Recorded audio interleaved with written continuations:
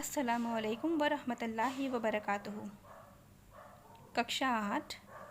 मुझे आशा है कि आप सब स्वस्थ होंगे, अध्ययन कर रहे होंगे।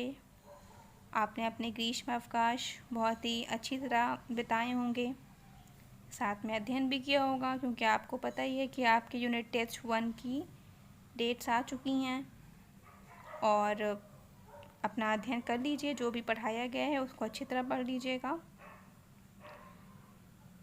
पिछली कक्षा में हम पाठ 5 मंझले भैया पढ़ रहे थे, तो आज हम इसी को पढ़ेंगे क्योंकि ये पूरा नहीं हुआ था।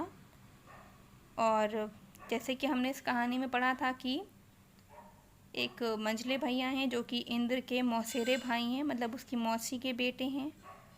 और इंद्र का एक मित्र है श्रीकांत, जो मंझले भैया हैं वो कलकत्ता से यहाँ आए हैं। इंद्र और श्रीकांत के साथ मंझले भैया किसी दूसरे गांव कोई नाटक देखने जा रहे हैं, और उनकी इच्छा है कि वो रेल से ना जाकर नाव से जाएं। वो नाव से जाना चाहते हैं, तो जिस कारण हवा की दिशा विपरीत होने पर भी वो लोग नाव द्वारा अपनी यात्रा शुरू करते हैं। और रास्ते में उन्हें कई प्रकार की कठिनाइयाँ आती हैं। ठंड बहुत बढ़ जाती है, हवा की भी दिशा विपरीत हो जाती है, पानी की दिशा भी विपरीत हो जाती है, जिस कारण नाव को चलाना बहुत कठिन हो जाता है। और फिर कुछ देर बाद जो है मंझले भैया को बहुत ज़ोरों की भूख लगने लगती है। इनको वहाँ पहुँचने की भी जल्दी है, चाह रहे हैं कि हम टाइम पर वहाँ समय पर पहुँच जाएं। और इनको भूख भी बहुत तेज़ लगी है और ये भोजन मांग रहे हैं, और ये चाह रहे हैं कि इन्हें कुछ खाने को मिल जाए। तो हमने यहाँ तक पढ़ा था। आज हम इसके आगे प्रारंभ करेंगे, देखते हैं उसके आगे क्या हुआ। इंद्र ने कहा, सामने एक बड़ा सा गांव है मंझले भैया, वहाँ सब चीज़ें मिलती हैं। अरे ओ छोकरा, खाना नहीं खाया है क्या? इंद्र, ज़रा इसे कहो ना, थोड़ा ज़ोर से मारे। मतलब मंझले भैया इंद्र से कह रहे हैं कि श्रीकांत से कहो ज़रा ज़ोर से चलाए। क्या इसने खाना नहीं खाया है जो ये धक्का नहीं लगा पा रहा है नाव में? ना इंद्र ने इसका जवाब दिया ना मैंने। जैसे चल रहे थे चलते रहे। कुछ ही देर में हम एक गांव के पास पहुंचे। यहाँ किनारा कुछ ढालू और चौड़ा था। हम दोनों ने डोंगी को ज़ोर से एक धक्का देकर कम पानी में पहुंचा दिया। तब जान में जान आई। बाबू साहब बोले, ज़रा हाथ पांव हिलाना ज़रूरी है, उतरकर टहलना चाहिए। मतलब देखिए, जब अभी नाव को हवा की विपरीत दिशा में चलाना मुश्किल हो रहा था, तब ये आराम से नाव में बैठे थे और वो लोग नाव को तेज़ी से चला रहे थे पतवार की सहायता से। और अब जब नाव किनारे पर आ गई तो ये कहकर जल्दी से उठ गए कि हाथ पांव को हिलाना ज़रूरी है। इंद्र मंझले भैया को कंधे पर बैठाकर नीचे लेकर आ गया। चांदनी रात में गंगा की रेत पर वे टहलने लगे। मतलब नदी के किनारे जो गंगा द्वारा लाई गई रेत थी, उस पर वो टहलने लगे। उनकी भूख मिटाने की फिक्र में हम दोनों गांव की ओर चल पड़े। मैं समझ तो रहा था कि इतनी रात को इस गरीब गांव में खाने की कोई चीज़ मिलना मुश्किल है, मगर कोशिश किए बिना कोई चारा न था।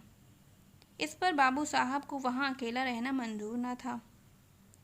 ऐसी इच्छा जाहिर करते ही इंद्र ने कहा, तुम भी साथ चलो ना मंझले भैया, गांव में घूम आना। यहाँ चोर लफंगे नहीं हैं, डोंगी कोई नहीं ले जाएगा, तुम्हें यहाँ अकेले रहने में डर भी लगेगा। मतलब इनको भूख लग रही थी तो वो लोग गांव जा रहे हैं, और वो लोग इनसे कहते हैं कि तुम भी साथ में चलो, नहीं तो यहाँ तुम अकेले क्या करोगे। लेकिन वो नहीं चाहते हैं और वो चाह रहे हैं कि कोई उनके साथ रुक भी जाए। मुँह बिचकार कर मंझले भैया ने कहा, डर, हम दर्जी पाड़ा के रहने वाले हैं, यमराज से भी नहीं डरते, पता है, लेकिन छोटे लोगों के गंदे गांव में भी नहीं जा सकता। छोटे लोगों के गंदे गांव में भी नहीं जा सकता। कमबख्तों के बदन से बदबू से बीमारी हो जाती है। बदन की बदबू से बीमारी हो जाती है। मतलब वो गांव इसलिए नहीं जाना चाहते क्योंकि वहाँ जो लोग रहते हैं वो उनको बुरे लगते हैं, गंदे लगते हैं। उनके व्यवहार से मैं इतना कुढ़ गया कि इंद्र के द्वारा इशारा करने पर भी उनके पास रहने को हरगिज़ राज़ी ना हुआ। मेरे और इंद्र के जाते ही दर्जी पाड़ा के बाबू साहब ने ताली बजाकर गीत गाना शुरू कर दिया, टुन टुन टुन प्याला। मतलब श्रीकांत कह रहा है कि मुझे उनका व्यवहार इतना बुरा लगा कि इंद्र के कहने पर भी मैं वहाँ नहीं रुका, और हम जैसे ही वहाँ से चले गए उन्होंने गीत गाना शुरू कर दिया। बहुत दूर तक हम दोनों उनके बेसुरे गले का यह गीत सुनते रहे। अपने भाई के व्यवहार से इंद्र बहुत शर्मिंदा था और खींच भी गया था। धीरे धीरे वह मुझसे बोला, ये कलकत्ता के रहने वाले हैं ना, हम लोगों की तरह हवा पानी झेल नहीं सकते। समझा श्रीकांत? मैंने कहा हूँ।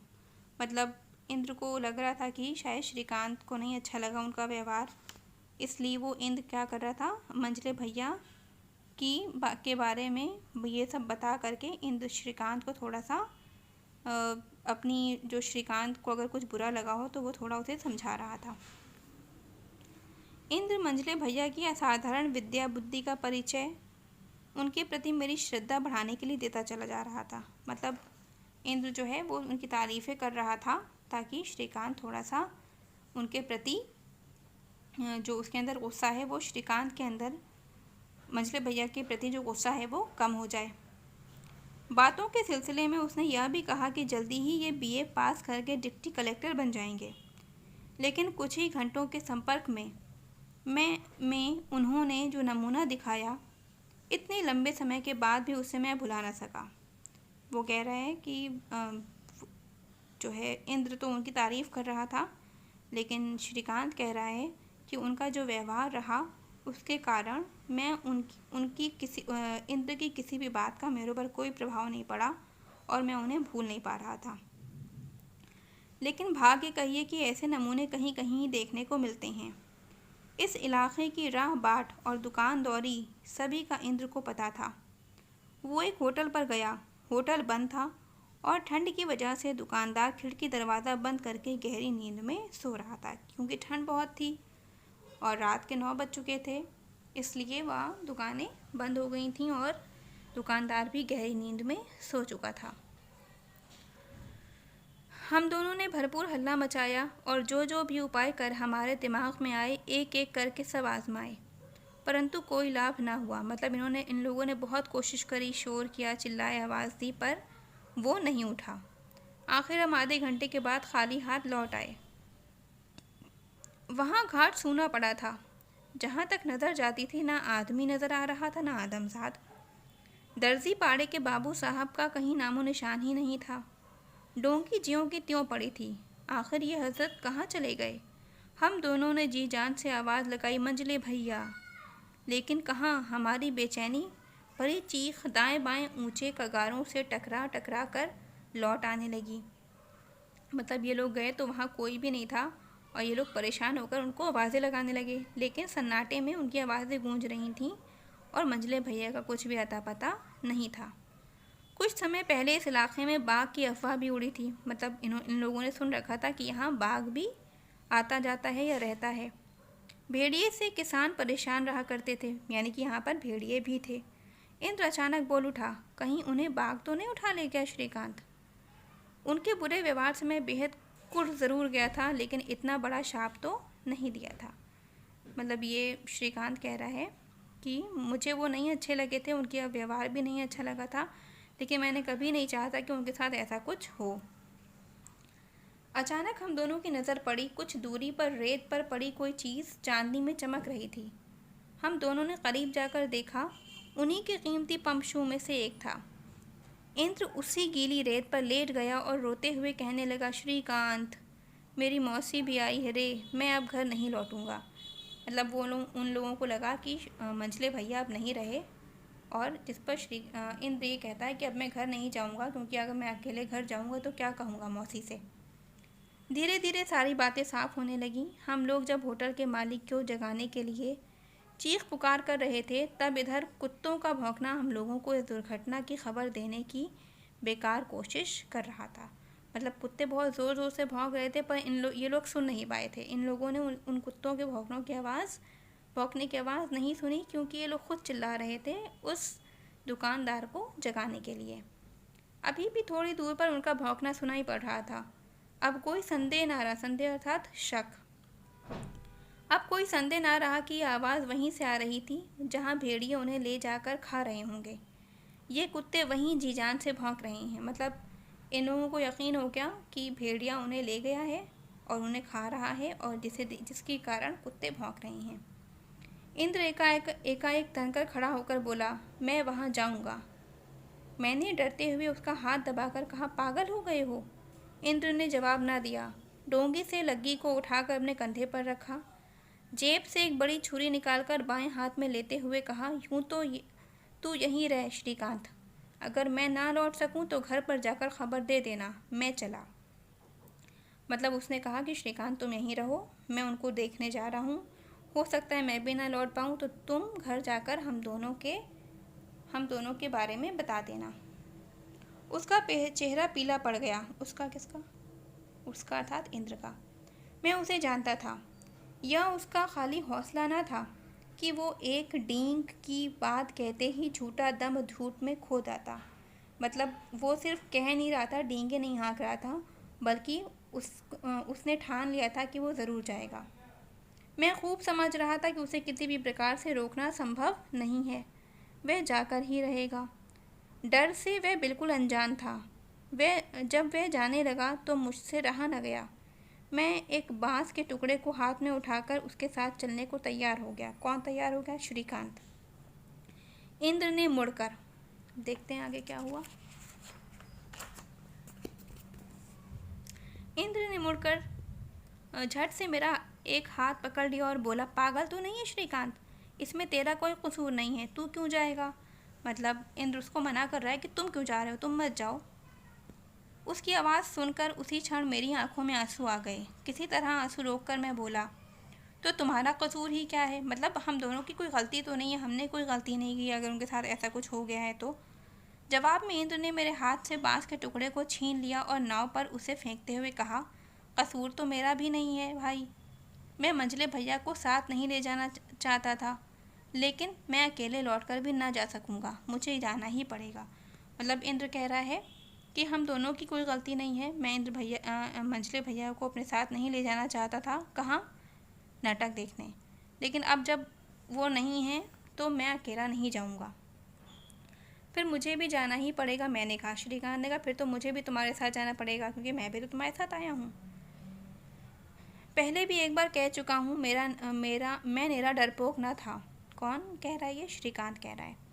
बांस के टुकड़े को फिर उठा लाया और ज़्यादा तर्क वितर्क यानी बहस न करके हम दोनों धीरे धीरे चल पड़े। इंद्र ने कहा, खबरदार, बालू पर दौड़ना नहीं चाहिए, दौड़ने की कोशिश ना करना, पानी में जा गिरोगे। सामने ही बालू का एक टीला था। उसे पार करने के बाद ही कुछ दूरी पर हमें पानी के पास कुछ कुत्ते भौंकते हुए दिखाई दिए। जहाँ तक गौर किया जा सका, कुत्तों के सिवाय बाघ तो क्या, कोई सियार तक न था। सावधानी से कुछ और आगे बढ़ने के बाद ऐसा लगा कि काली काली सी किसी चीज़ को पानी में डालकर कुत्ते पहरा दे रहे थे। इंद्र जोर से पुकार उठा, मंझले भैया। मतलब ये लोग जब आगे बढ़े तो इन लोगों को ये बात समझ में आई कि न यहाँ बाघ है, न सियार है, ना भेड़िया है, बल्कि कुत्ते हैं। और पानी में कौन है? इंद्र भैया, मंझले भैया हैं। गले भर पानी में खड़े हुए मंझले भैया हमें देखकर रो पड़े। मैं यहाँ हूँ। हम दोनों जी जान से दौड़े। कुत्ते हमें देखकर भाग गए। इंद्र ठंडे पानी में कूद पड़ा और मूर्छित से अपने दर्जी पाड़ा के मौसेरे भाई को पानी से बाहर खींच लाया। मूर्छित यानी जिसमें जान ना हो, मतलब वो बेहोश हो गए थे या ठंड से बहुत परेशान थे। अब भी उनके पैर में वही कीमती पम्प शू, बदन पर ओवरकोट, हाथ में एक दस्ताना, गले में गुलू बंद और सिर पर टोपी थी, जो पानी में भीगने से फूल कर ढोल हो गई थी। मतलब बहुत फूल गई थी, बहुत मोटी हो गई थी। हुआ ये था कि हमारे खाना लेने जाने के बाद ही मंझले भैया ने ताली बजा बजा कर टुन टुन टुन प्याला गीत गाना शुरू कर दिया था। मुमकिन है उनके उस गीत को सुनकर गांव के कुत्ते वहां आ गए और उस अनसुने गीत तथा अनदेखी पोशाक, मतलब गांव के कुत्तों ने कभी ऐसी पोशाक देखी नहीं थी, सर पे टोपी, बदन पे ओवरकोट, नीचे पैरों में शू, पम्प शू, तो कुत्ते क्या हो गए, भड़क उठे। पोशाक से भड़क कर उस अजनबी आदमी पर टूट पड़े।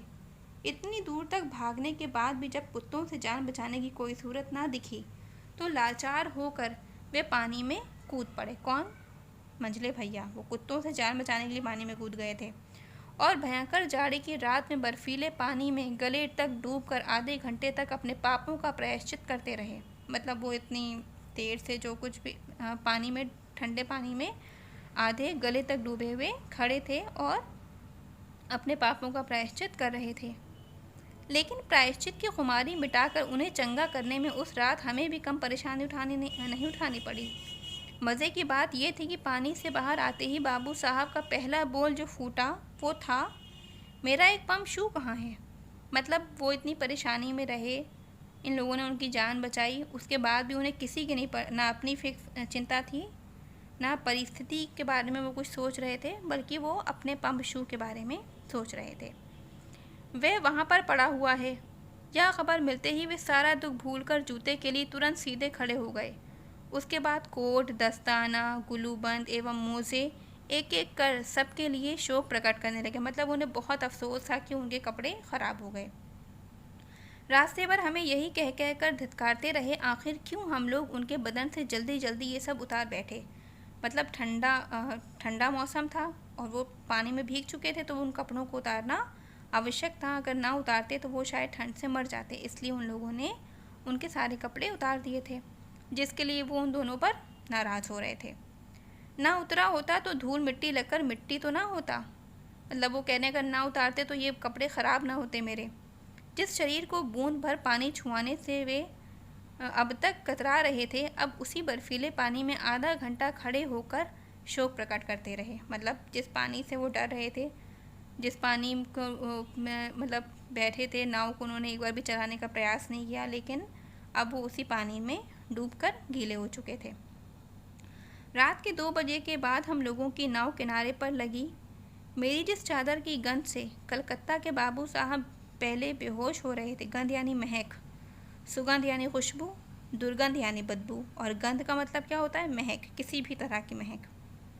अब उसी को ओढ़कर उसकी निंदा यानी बुराई, निंदा करते करते कि इससे पाँव पोंछने में भी घृणा यानी घिन होती है, उनकी जान बची। मतलब जिस चादर को उन्होंने बुरा कहा, गंदा कहा, उसको वो ओढ़े हुए थे, उसी की चादर की वजह से वो थोड़ा सा उनके शरीर को गर्माहट मिल रही थी, फिर भी वो उस चादर की बुराई कर रहे थे और कह रहे थे कि इससे तो पैर पोंछने में भी घिन आती है। खैर, इतने उपद्रव यानी हंगामा, इतने उपद्रव एवं अत्याचार हंसते हुए सहकर आज नाव की सवारी का अंत करके और कड़ाके की ठंडी रात में धोती का आंचल ओढ़कर कांपते कांपते मैं घर लौटा। ठीक है, तो हमने देखा कि श्रीकांत और इंद्र दोनों किसी एक गांव में रहते हुए 2 मित्र थे, और मंझले भैया जो थे वो इंद्र के मौसेरे भाई थे, जो कि कलकत्ता से आए थे और थोड़े पढ़े लिखे भी थे। तो वो अपने पढ़ाई लिखाई का, अपने कलकत्ता का रौब सब पर झाड़ रहे थे, और फिर उनकी किस तरह से इन लोगों ने मदद की, जबकि उन्होंने, इनका व्यवहार उनके प्रति जैसा भी रहा, उन लोगों ने उनके व्यवहार की चिंता ना करते हुए उनकी मदद की और उनकी जान बचाई। तो हमारा ये जो पाठ है ये यहाँ पर पूरा हो गया है। अब हम अगली कक्षा में इसके जो आगे हम कठिन शब्द अर्थ, प्रश्न उत्तर आदि करते हैं, वो हम अगली कक्षा में करेंगे। एक बार आप भी इस पाठ को खुद भी पढ़ लीजिएगा, ताकि आपको भी अच्छे से आपकी रीडिंग का भी अभ्यास होता रहे, और हम अगली कक्षा में इसके आगे का सब कुछ करेंगे। तब तक अपना आप ध्यान रखिए, खुश रहिए और अध्ययन करते रहिए। ठीक है, अस्सलामु अलैकुम वरहमतुल्लाहि वबरकातुहू।